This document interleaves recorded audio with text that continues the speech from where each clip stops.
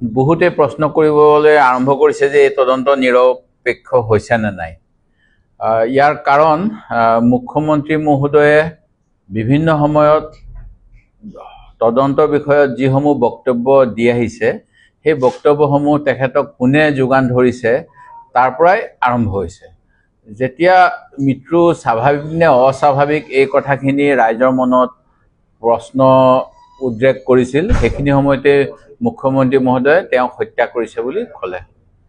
নিশ্চিতভাৱে তেখেতৰ হাতত কিবা তথ্য থাকিব লাগিব, নহ'লে হিমন্ত বিশ্ব শৰ্মা ডাঙৰীয়াই 1000 বাৰ বিভিন্ন মিছা কথা ক'লেও মুখ্যমন্ত্ৰীয়ে এবাৰো নকয় বুলি তেওঁ যি কথা কৈছিল, তাৰপিছত আপোনালোকে যিবিলাক সময়ত তেওঁক লগ পাইছে মুখ্যমন্ত্ৰী হিচাপে তেখেতৰ প্ৰতিক্ৰিয়াসমূহ ৰাইজৰ মাজলৈ লৈ আহিছিল। সেই গতিকে মুখ্যমন্ত্ৰী মহোদয়ে প্ৰথমেই ক'লে যে হত্যা হৈছে। তাৰ পৰৱৰ্তী সময়ত তেখেতে আকৌ আজি কেইদিনমান পূৰ্বে এটা কথা ক'লে যে এই প্ৰক্ৰিয়াৰ কাৰণে আপোনালোকে কিছু ধৈৰ্য ধৰক, যিসমূহ তথ্য ওলাব সেই তথ্যসমূহ অসমীয়া মানুহক হজম কৰিবলৈ বহুত সময় লাগিব। এনেকুৱা কি কথা তেখেতে SITৰ মুখৰ পৰা গম পাই আছে যে এনেকুৱা ধৰণৰ কথাবিলাক তেখেতে সংবাদ মাধ্যমৰ আগত কৈ আছে।